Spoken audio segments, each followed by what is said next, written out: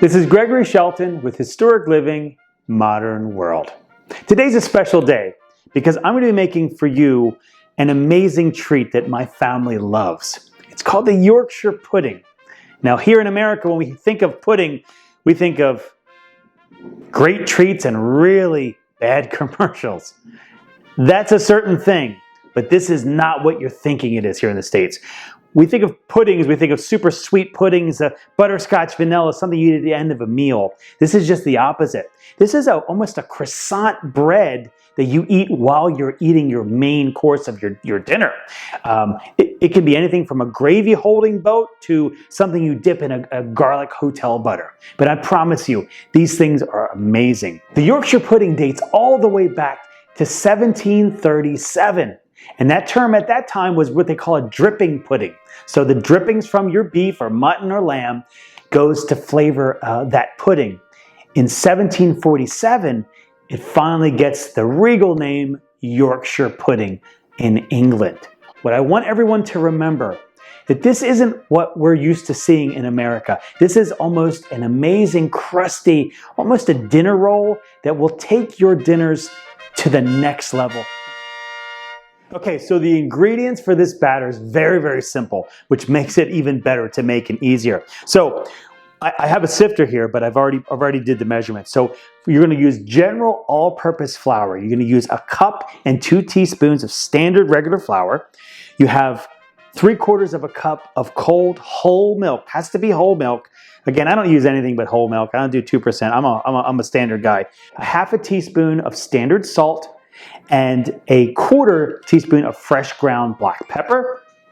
We have 4 standard farm-raised fresh eggs, and this, believe it or not, makes up your batter for Yorkshire puddings. So now we're ready to make the batter. Okay, it's very simple, but again, I want to walk this through slowly so it's easily understood. Okay, we're going to start off with our eggs. So crack your eggs.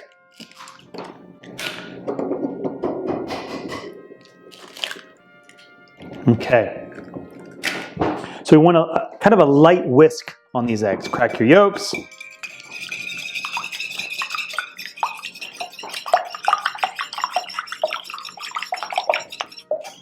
And I like to whisk this now because when you try to whisk eggs like this and you have your dry ingredients, it's going to get gummy and it's not going to work well. So you want to make sure your eggs are whipped closer than what you would normally do with your dry ingredients. Add your whole milk. And then this is really about building and creating a very velvety, smooth batter.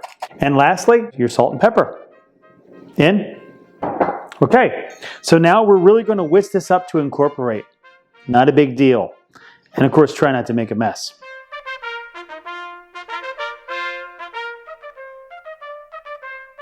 Okay, so we have our batter. It looks beautiful. So all you really need to do at this point, take the batter out and put it into a pouring cup, put it into the refrigerator, and cover it. Okay, typically you want this to sit overnight. That's going to build flavor. It's going to get a little bit thicker. It's going to rise a little better and make it a little bit more crustier. That's my recommendation. I have done that for you. So I've actually have it already in the refrigerator from last night, and we're going to give this a shot.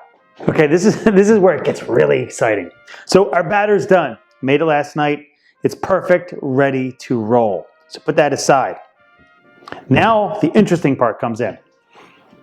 So we have our standard muffin tin. I've put a teaspoon of vegetable oil. Now that's incredibly important because normally you fry with vegetable oil or peanut oil, but the flavor is not there. It tends to be greasy.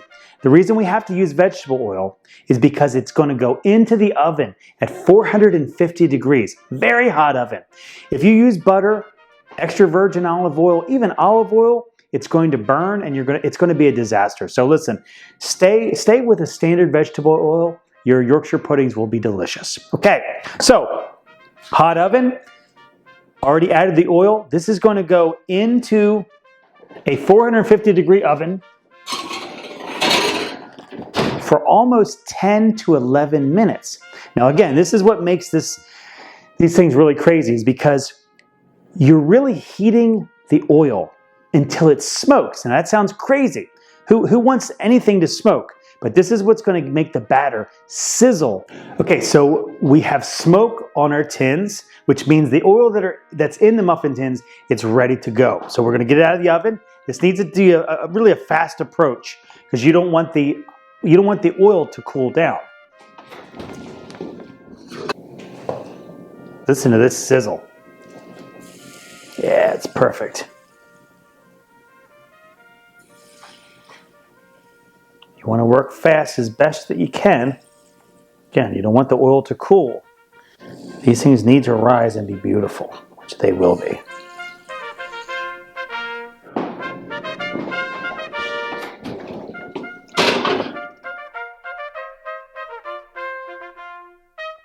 Check them out. These things are ready. Let's give these guys a look. Ah, look how beautiful they are. They've risen perfectly. Wow, this is exactly what they should look like. Okay, so our Yorkshire puddings have come out of the hot oven. They look amazing. This is exactly what I was hoping for. They've got a lot of lift.